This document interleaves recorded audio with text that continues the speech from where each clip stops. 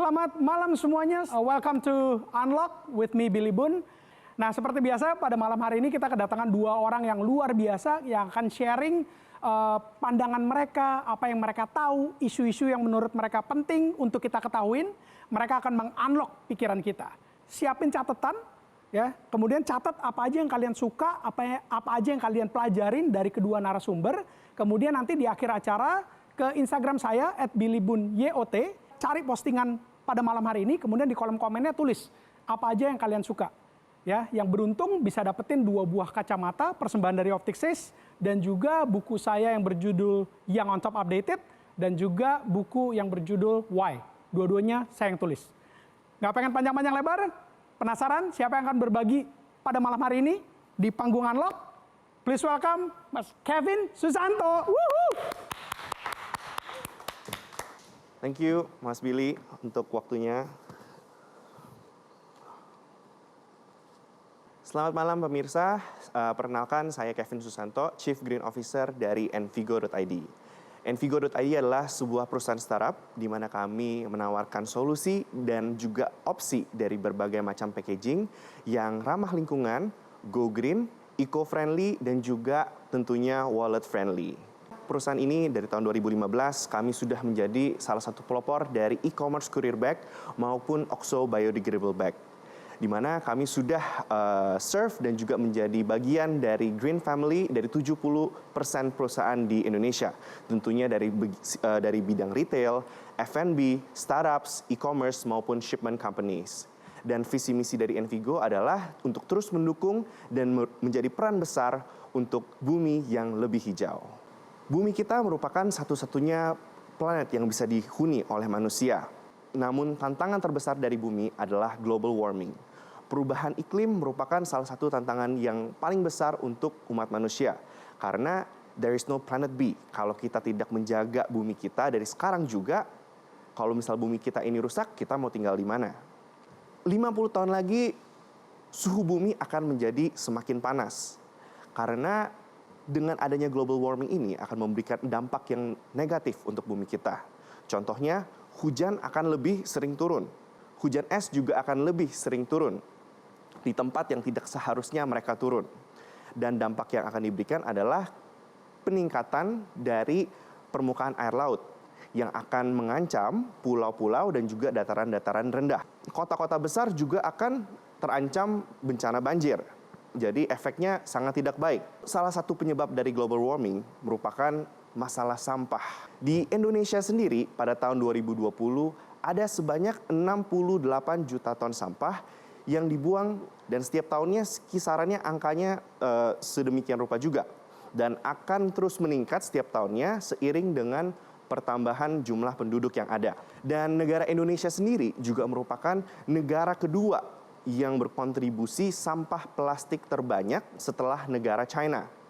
Di mana selain terbanyak sampah plastik, Indonesia juga nominated as the world top 20 most polluted river in the world. Jadi sungai-sungai juga tercemar dengan adanya sampah-sampah ini. Untuk menanggulangi hal tersebut, pemerintah juga sudah mulai semakin aware dengan kondisi yang ada, maka mereka juga sudah melakukan kebijakan-kebijakan dan set untuk mengurangi sampah plastik hingga 70% hingga tahun 2025.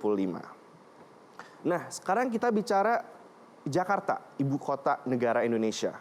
Setiap harinya ada 8.000 ton sampah yang diangkut oleh ratusan maupun ribuan truk, dibuang ke Bantar Gebang untuk dijadikan gunung sampah, di mana 15% dari sampah tersebut merupakan sampah plastik. Yang selalu dijadikan kambing hitam selama ini adalah kantong plastik. Kurangi diet kantong plastik, tapi sebenarnya tidak sepenuhnya demikian. Yang harus kita diet adalah semua jenis plastik misalkan. Karena plastik itu bukan hanya kantong plastik saja. Ada kemasan botol minuman, ya kan? Wadah makanan, botol shampoo, botol deterjen. Kita ngomong flexible packaging, bungkus mie instan, bungkus biskuit, bungkus ciki-ciki snack dan lain-lainnya. Itu semua merupakan sampah plastik. Jadi kalau kita mau diet ya kita diet semuanya sekaligus. Lalu apa saja dampak dari sampah-sampah plastik yang banyak tersebut? Yang pasti tanah kita akan kehilangan kesuburan. Ya kan, tanah akan tercemar dengan limbah-limbah. Karena ibaratnya mereka akan menutup jalan jalan masuknya air ke dalam tanah. Nah, and even worse, kita ngomong dampak yang terjadi pada laut. Indonesia sendiri membuang hampir 1,3 juta ton sampah ke laut setiap tahunnya. Dunia 13 juta ton manusia membuang sampah ke laut. Ini yang sangat berdampak negatif. Karena hewan-hewan laut yang di laut yang nggak ngerti apa-apa tiba-tiba push dikasih sampah plastik, mereka makan, tapi unfortunately binatang-binatang hewan laut tersebut nggak bisa digest plastik-plastik di perut mereka, dan akhirnya apa yang terjadi? Ya mereka akan meninggal gitu. Jadi dampaknya sangat banyak sekali negatif untuk daratan maupun untuk lautan.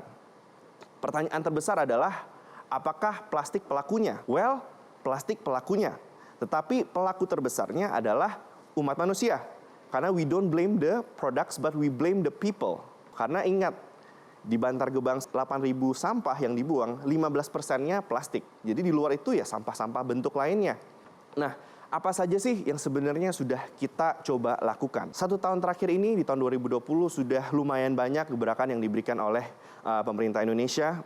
Misalkan contohnya, the ban of single use of plastics, the ban of single use of straws, dan juga grocery store, supermarket sudah mulai mengganti packagingnya dengan kardus.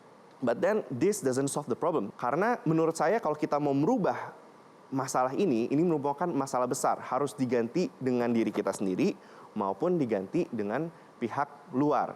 Dan yang harus diganti adalah the systems dari banyak aspek-aspek yang ada. Salah satunya adalah kita harus menerapkan green mindset. Dan juga harus diubah kebiasaan-kebiasaan buruk kita yang selama ini mungkin orang suka buang sampah sembarangan, buang sampah ke laut, ya kan? Dan dari segi teknologi, ada gak sih packaging-packaging yang bisa lebih ramah lingkungan? Kedua adalah dari segi fungsional dan solusi yang ada. Apa maksudnya? Pasti pada saat kita mau, misalkan contohnya kita mau menjual sesuatu, kita gunakan packaging yang cocok dengan produk tersebut. Karena berdasarkan productions, kita bisa lihat, ada gambarnya di sini, per 1.000 kantong plastik maupun per 1.000 paper bag, sebenarnya lebih ramah lingkungan kita produksi 1.000 kantong plastik. Kenapa? Karena energi konsumsi yang kita keluarkan untuk produksi sebuah paper bag itu jauh lebih banyak dari segi weight, volume, price, gas emission fuel, dan juga energy usage. Tapi memang tidak mengungkiri paper bag jauh lebih cepat mengurai produk tersebut dibanding plastik yang akan memakan waktu lebih lama tentunya. Nah, yang ketiga adalah kita harus less ego and more eco. Jadi ini adalah beberapa solusi packaging yang Envigo miliki, yang Envigo tawarkan. Tapi dari sekian produk yang kita miliki, masing-masing ada kekurangan dan kelebihannya masing-masing. Misalkan di sini ada Oxo Biodegradable Bag. Bedanya apa sih dengan kantong plastik yang tidak ramah lingkungan? Oxo Biodegradable Bag ini ada bahan oksonya, di mana itu merupakan aditives yang mempercepat proses oksidasi dan juga terurainya sebuah plastik. Jadi yang harusnya plastik yang biasa itu akan makan waktu kira-kira 100-500 tahun, plastik yang dengan Oxo Bio cukup 2 tahun. Mau lebih cepat, kita juga ada, misalkan cassava bag, di mana kantong yang terbuat dari singkong maupun jagung ini bisa degrade dalam kurun waktu 6 bulan. Ada juga paper bag, hanya butuh waktu 6 minggu. Dan juga ada spunbond bag, yaitu kantong kain yang bisa dipakai berulang-ulang terus, misalkan untuk grocery shopping dan lain-lain. Dan yang terakhir kita ada courier bag, di mana banyak sekali perusahaan online sekarang dari segi startups maupun dari segi medical startups, mereka butuh packaging yang aman untuk mengirim misalkan obat-obatnya tanpa dibuka dengan orang lain. Itu kita juga ada memberikan solusinya yang ramah lingkungan. Lalu di sini ada perbandingan dari segi unit of economics, dari segi harganya, dan juga dari segi waktu dia butuh waktu untuk terurainya. Yang paling tidak baik, dan juga yang paling murah adalah conventional plastic. Apa sih conventional plastic? Itu adalah plastik yang biasa berwarna hitam, yang biasa ibu-ibu beli di pasar. Itu yang paling tidak ramah lingkungan. Karena itu akan memakan waktu hingga 500 tahun untuk dia terurai. Solusi dari kami ada spunbond bag, yang akan degrade dalam waktu 50 tahun, makanya kegunaannya spunbond bag tidak boleh diaplikasikan sebagai one time use, harus dipakai berulang-ulang terus, ya kan? Lalu Nextcam juga ada Oxo Biodegradable Plastics, e-commerce courier bag, lalu yang lebih cepat yang seperti saya bilang sebelumnya ada cassava bag dan juga ada paper bag. Selain varieties of product yang kita harus pilih secara tepat sesuai dengan kegunaannya, semua ini harus dimulai dengan diri kita sendiri juga. Which is yang kita harus lakukan adalah dengan 4R. Pertama adalah reduce, yaitu kita harus mengurangi segala macam kemasan sekali pakai. Kedua adalah reuse, kita harus menggunakan terus packaging-packaging yang ada supaya kita tidak jadi waste, ya kan? Ketiga adalah dari segi recycle, harus meningkatkan kecepatan degrade untuk kemasan plastik dengan teknologi dan proses yang lebih baik. Dan yang paling terakhir adalah yang baru, return to earth. Jadi kita harus punya proses pembuangan sampah yang tepat dan juga yang aman untuk mengembalikan sampah-sampah ke bumi. Nah, selain dari diri kita sendiri, tidak memungkiri juga harus ada support, kolaborasi dan dukungan dari pemerintah tentunya. Kenapa? Karena menurut saya a proper waste management itu sangat diperlukan untuk pemerintah Indonesia untuk memiliki sistem ataupun standar penanggulangan sampah limbah lebih baik untuk lingkungan yang lebih hijau dan juga lebih sehat. Yang dibutuhkan juga yang paling penting adalah early education, yaitu edukasi dini, terutama untuk generasi-generasi yang akan datang ini. Mereka harus di-set go green mindset-nya dari kecil. Jadi mereka bisa tahu gimana cara mereka bertindak dan how they behave in the future. Nah, pemirsa, setelah kita melihat data-data dan juga negative impact yang akan terjadi pada bumi, yang akan bisa mengakibatkan global warming dan lain-lain, bumi perlu bantuan kita. Jadi kita tidak bisa melakukan ini sendirian. Jadi ayo mari kita bersama-sama kita melek sampah untuk bumi yang lebih hijau. Terima kasih, saya Kevin Susanto.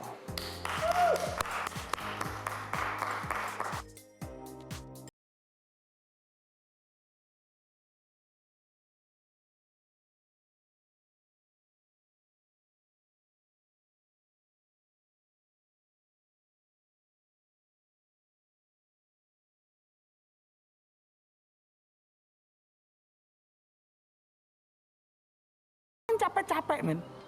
Sok-sokan mikirin buat bumi. Ya kan, itu kan sampah-sampah yang harus bisa ditanggulangi oleh pemerintah. Gitu loh. Ini pembuangannya mau di mana?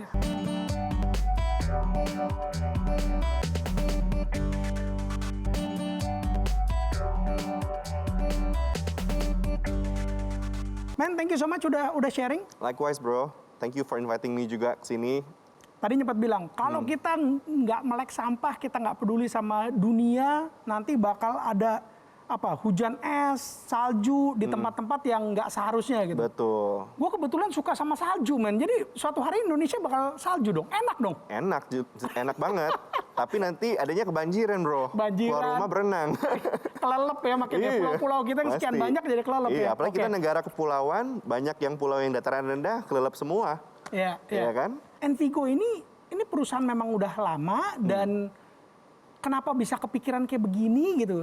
Gini loh, semua di antara kita udah tahu bahwa yang global warming lah, kita harus reduce, reuse dan seterusnya gitu. Tapi nggak banyak yang benar-benar bertindak gitu. And yet lo malah ngebikin sebuah perusahaan yang memang peduli dan ngasilin barang-barang tadi itu semua gitu. Nah itu kok berani, kok kepikiran?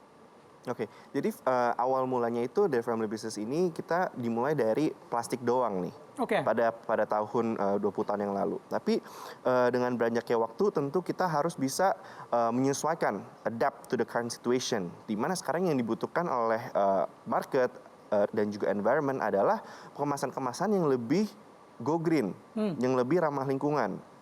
Makanya kita juga terus berinovasi dan mengecek apakah ada teknologi yang baru. Jadi kita selalu juga harus adapt dengan condition yang ada.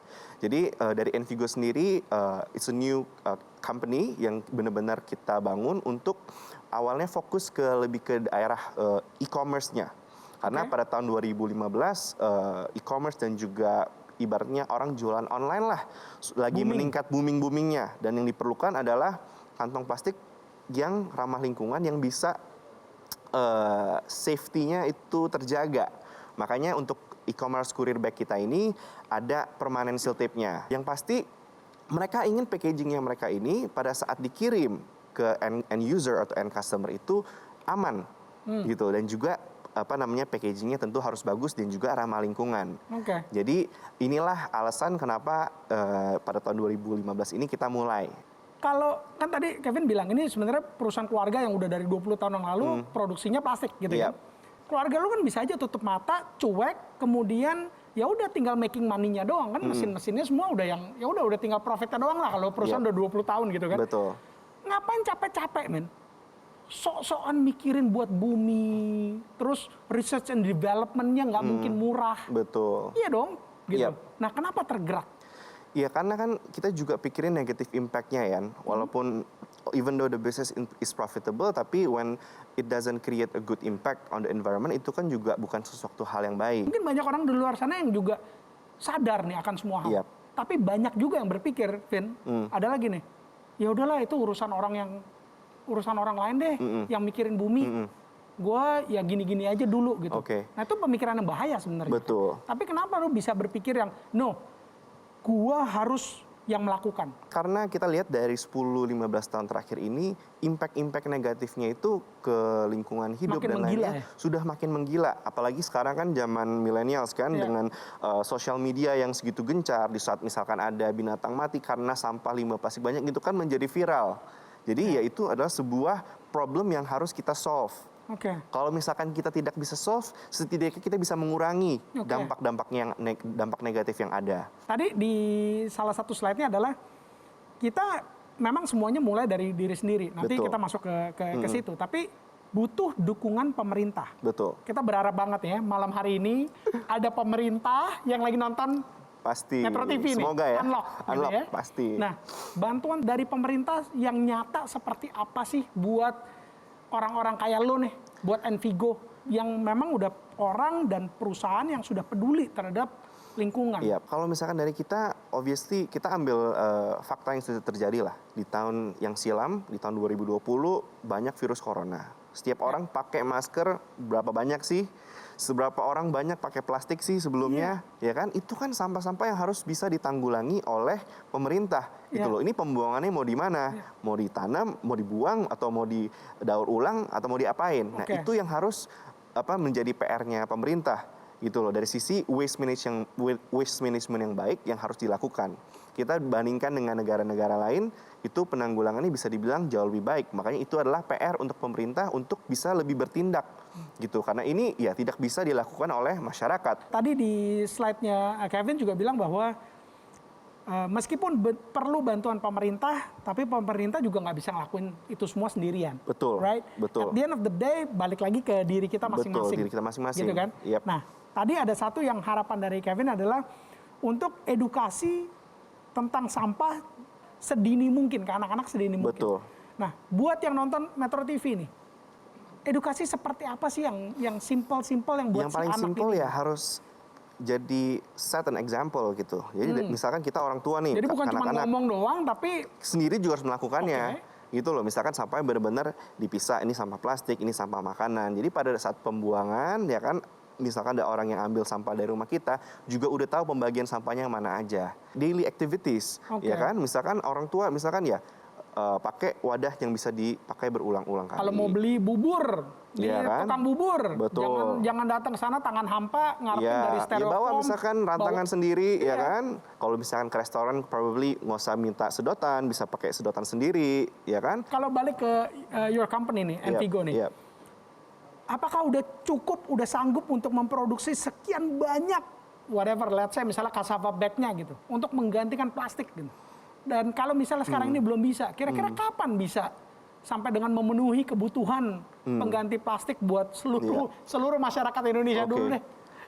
Sebenarnya ya tergantung demand yang ada juga. Yang kembali saya bilang, kita harus berbijak gitu, karena ada produk yang kita harus pakai cassava bag, ada yang kita bisa pakai dengan plastic bag. Karena permasalahannya bukan di barang yang mana juga, tapi dari segi ekonomisnya. Seperti yang tadi ada di grafik saya katakan, harga plastik itu Rp100 sama Rp2.000. Rp400 misalkan, paling murah. Ya. Di mana harga dari si cassava bag maupun paper bag itu 4 sampai 5 kali lipat. Jadi otomatis lebih mahal. Nah, kita lihat permasalahan ini dari banyak sudut kacamata misalkan. Dari sudut user, otomatis itu pun lebih mahal. dari pengusaha itu juga lebih mahal. Jadi itu yang saya bilang, tujuannya apa, pakai packaging yang mana gitu. Jadi menurut saya there is no the one right solution. Nah, jadi dari semua yang udah disampaikan sama Kevin pada malam hari ini buat kita semua, Kevin sendiri optimis nih Mas ini ya, bahwa bumi ini kita semua akan semakin bergerak menuju ke eko bukan ego ya. Yakin? Yakin banget dong. Kita harus ya. Harus. Generasi muda, generasi milenial ini kita sudah semakin aware. Jadi saya yakin generasi mendatang mereka juga akan lebih punya this go green lifestyle gitu loh. Ya kan sekarang kan ibaratnya healthy industry sudah mulai increasing ya kan, yang vegan lah dan lain-lainnya. Kedepannya akan semakin lebih membentuk kedepannya gitu. Kevin, thank you so much sudah berbagi. Buat pemirsa nih tinggal ngeliatin aja nih Instagramnya Kevin ya. Ini role model nih, anak muda yang peduli sama bumi, melek sama sampah. Ganteng-ganteng ngurusin sampah, gokil.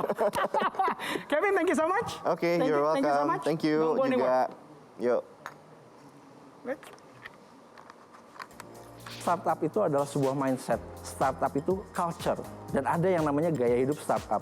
Dan ini akan kita pelajari hari ini.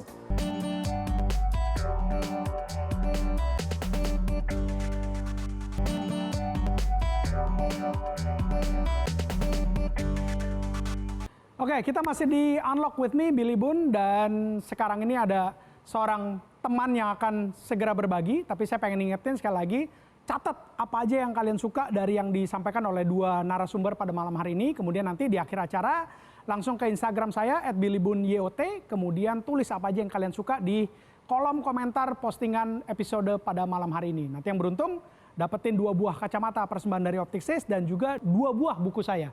Buku Yang on Top dan juga buku Why. Alright, please welcome Mas Rama.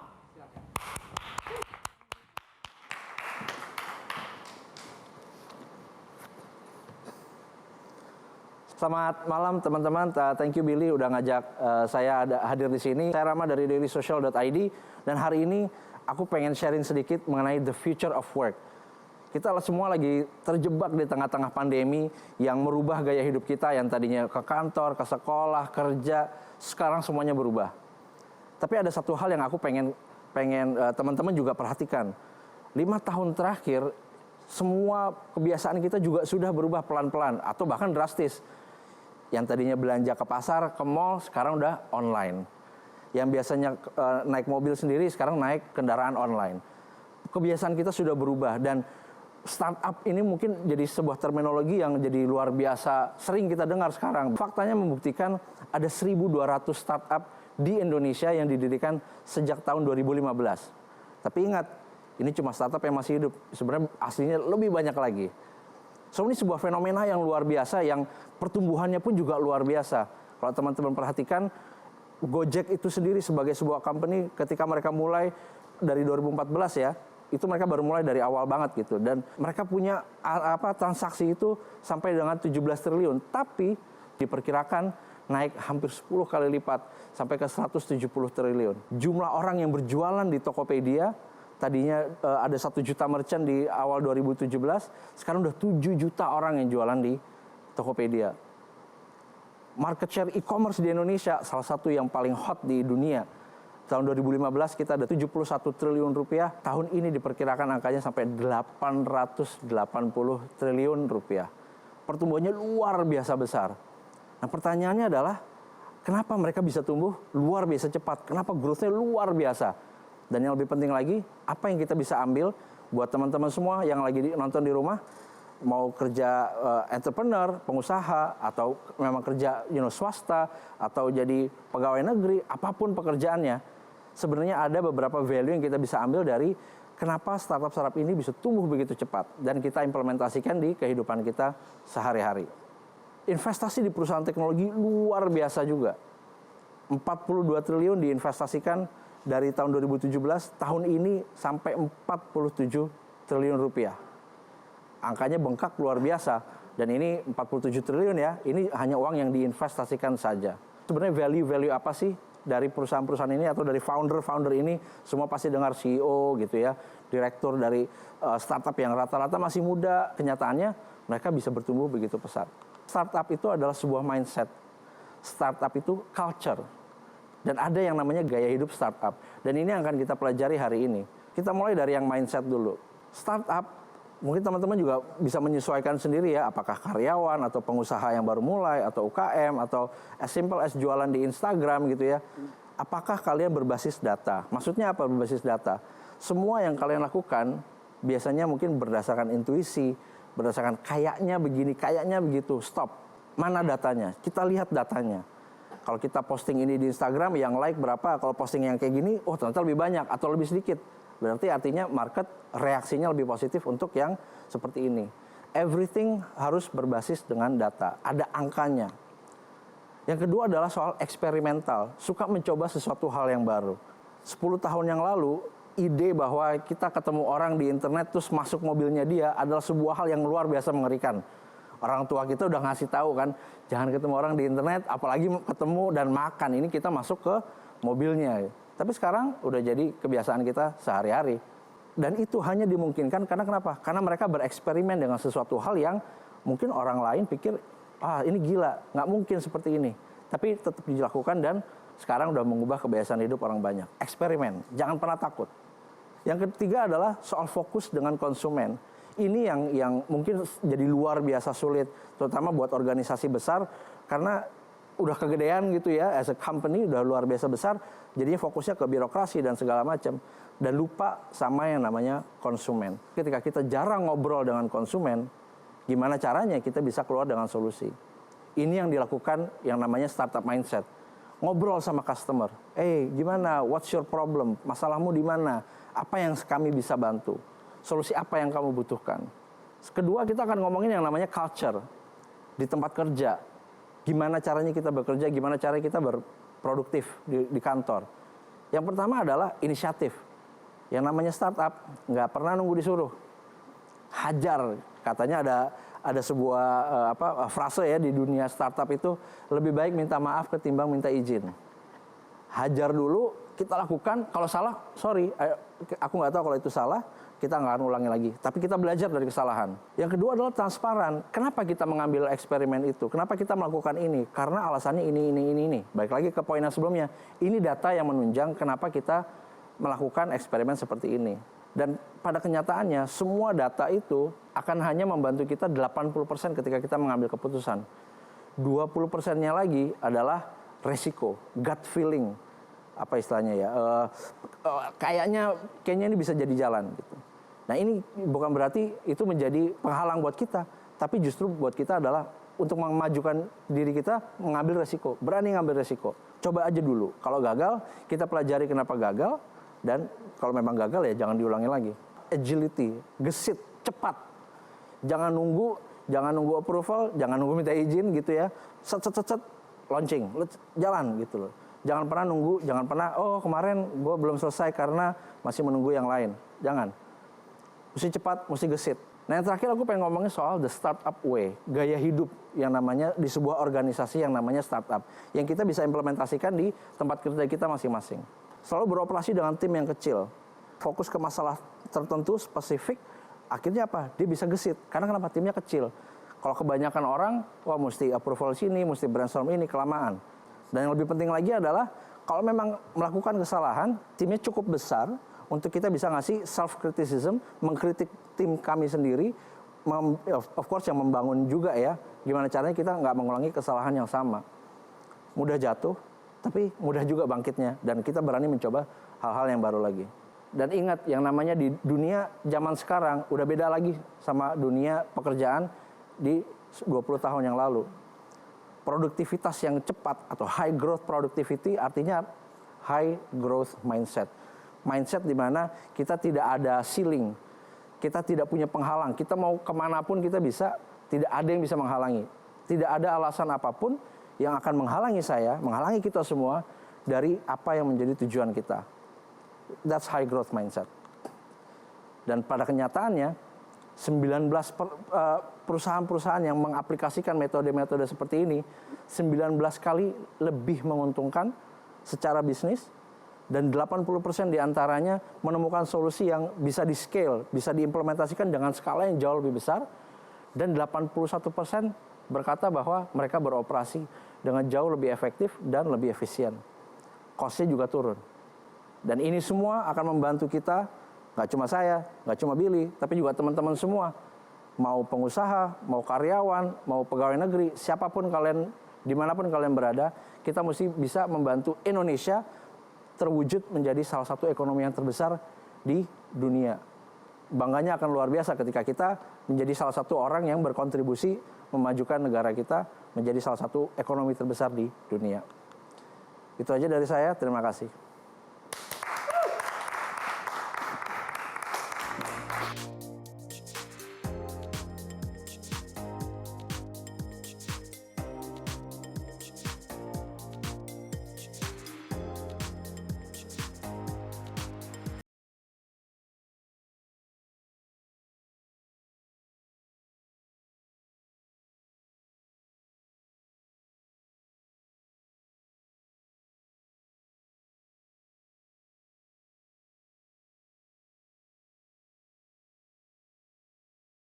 Penting tapi nggak cukup.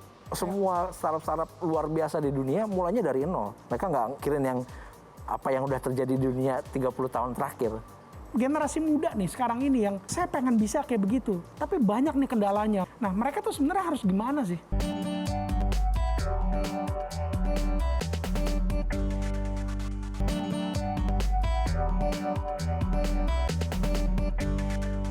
Semangat tahun ini harus menjadi tahun yang lebih baik buat kita semua ya. Pastinya, Buat amin. dunia startup juga ya. Terutama ya. Alright, thank you so much udah sharing.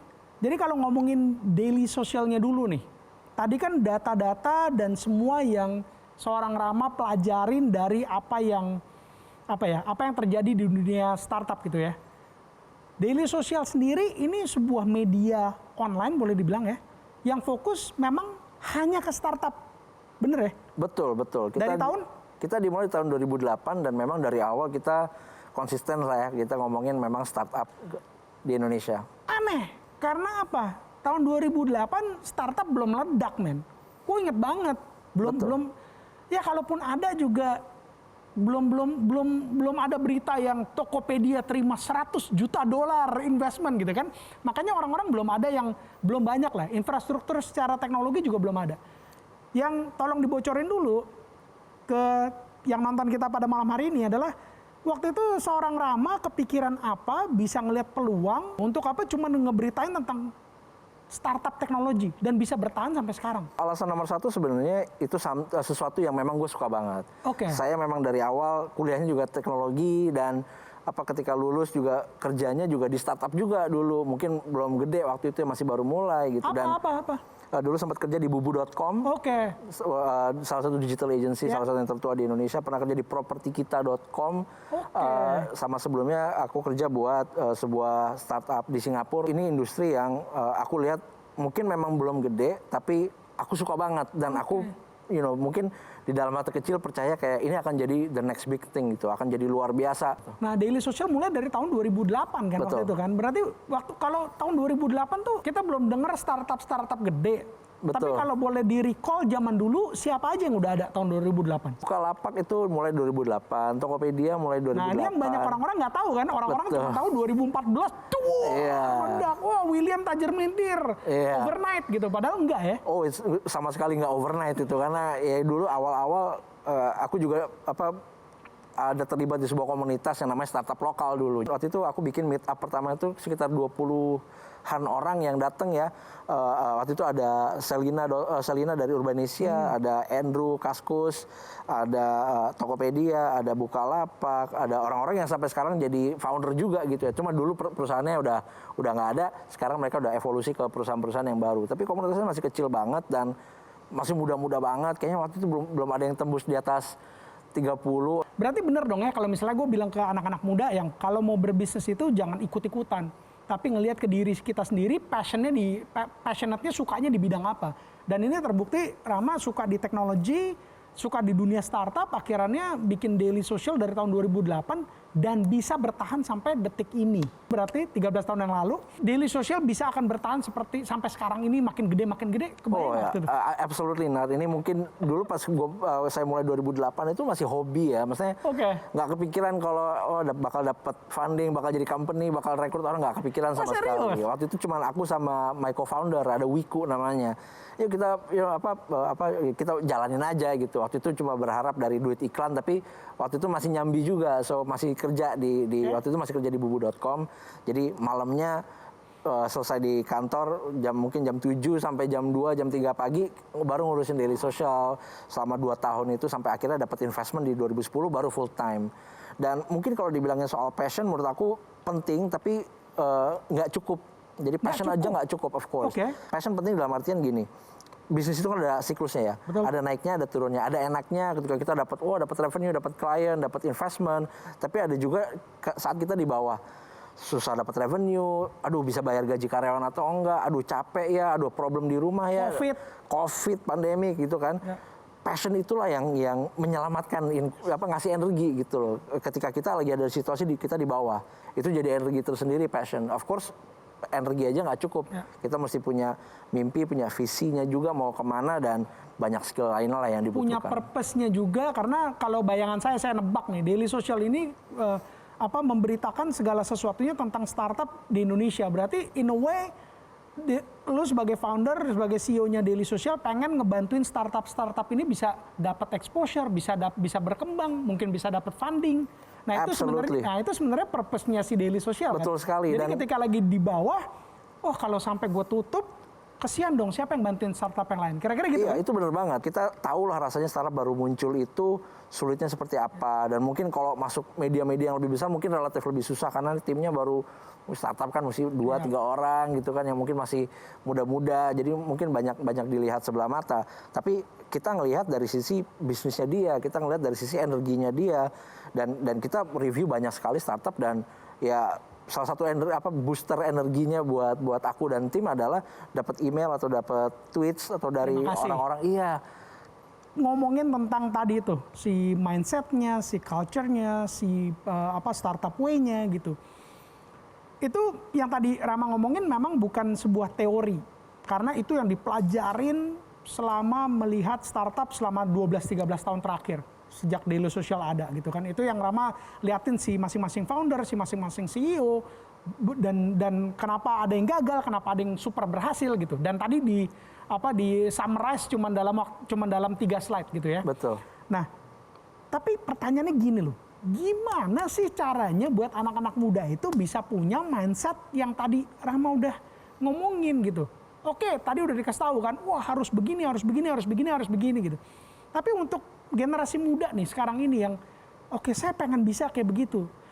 Tapi banyak nih kendalanya. Kalau kita ngomongin excuse kan ada 100 juta, ada jutaan, ada 100 jutaan excuse gitu. Nah, mereka tuh sebenarnya harus gimana sih? Di dunia startup itu istilahnya selalu ada banyak hal yang sering diomongin no excuse. No excuse. Apapun alasannya dan ada 1 juta alasan untuk kita tidak melakukan apa yang harusnya kita lakukan. Betul. Tapi kadang-kadang kita cuma butuh 1 alasan untuk berdiri dan maju karena mungkin kebiasaan baru ini ngomongin soal kebiasaan baru, mindset baru sama kayak bikin startup juga yang susah itu adalah di depannya dalam 5 tahun 10 tahun lagi memang cuma orang-orang seperti ini, orang-orang yang mengadopsi inilah yang bisa sukses. Jadi pertanyaannya mau belajar dari orang-orang yang sukses atau belajar dari pola pikir yang tradisional yang udah mungkin 20-30 tahun lagi. Aku juga pengen ngomong soal yang namanya unlearn. Ini satu konsep yang benar-benar change my life banget. Unlearn itu adalah konsep melupakan apa yang kita sudah pelajari selama 10, 20, 30, 40 tahun. Anggap kita mulai dari nol. Forget everything, start from zero. Itu luar biasa berat, tapi luar biasa rewarding. Itu mungkin satu skill yang semua founder harus punya. Di industri retail dari tahun 60-an sampai 2000 itu caranya begini. Tapi founder e-commerce bilang, enggak, kita akan mendefinisikan ulang. Saya nggak tahu dan saya nggak mau tahu. Saya fokus ke konsumen, belajar dari apa yang dimaui konsumen, problem yang dihadapi konsumen, dan kita mulai dari nol. Semua startup luar biasa di dunia mulainya dari nol. Mereka nggak mikirin apa yang udah terjadi di dunia 30 tahun terakhir. Unlearn, lupakan, fokus ke build something new. Itu yang luar biasa sih. Oke, pertanyaan terakhir Rama. Jadi tadi yang di sharing sama Rama itu kan startup dari mindset, culture sama way-nya gitu. Ini not necessarily cuman bermanfaat buat orang-orang anak-anak muda yang pengen bikin startup kan. Betul. Karena sebenarnya ini bisa jadi sebuah mindset di mana saya sebenarnya pegawai negeri, saya sebenarnya kerja di swasta, saya kerja di BUMN, atau saya baru mau memulai sebuah perusahaan UMKM misalnya di fashion, di F&B gitu. Ini yang tadi dijelasin bisa dipakai kan sebenarnya. Betul. Jadi 5 tahun terakhir aku punya subunit perusahaan baru namanya DS Innovate. Itu kita fokus membawa inovasi, kultur tadi inovasi itu ke corporate. Oke. Jadi klien kita tuh ada bank, insurance company, kayak gitu-gitu lah, company-company gede, BUMN segala macam. Dan memang ini salah satu yang kita pelajari juga bahwa sebenarnya kalau BUMN atau perusahaan atau organisasi yang besar ini mengimplementasikan hal tadi, impact-nya luar biasa banget. Dan mungkin Billy juga tahu, belakangan ini mulai banyak BUMN, konglomerat, media company, apa segala macam, udah mulai masuk ke dunia startup. Dan sudah aktif, dan mereka juga maksudnya udah pola pikirnya udah beda banget gitu, kayak keren juga ya gitu loh. Dan ini yang bikin mereka bisa maju dan beradaptasi ke industri teknologi. Jadi bukan soal keren-kerenan mau so-soan ngambil culture-nya startup, tapi memang pastinya ada impact-nya ya. Betul. Dari omset, dari segala macam performa dan inovasi dan ke depan. Exactly, makanya aku percaya bahwa ini udah bukan lagi sebuah teori yang kayaknya bisa, ini udah jadi the new way. Kedepannya akan seperti ini, orang yang nggak ikut ini ya kayak ketinggalan aja gitu sih. Alright, Rama, thank you so much sudah berbagi. Sukses terus buat daily sosialnya, terus bantuin startup Indonesia supaya tadi ya tahun 2030 kita bisa jadi negara 7 terbesar di dunia. Ekonomi terbesar di dunia, yes, of course. Alright, man, amin. Alright, that's it perbincangan saya dengan dua narasumber pada malam hari ini. Sekarang langsung ke Instagram saya @billybunyot, kemudian cari postingan pada malam hari ini gitu ya.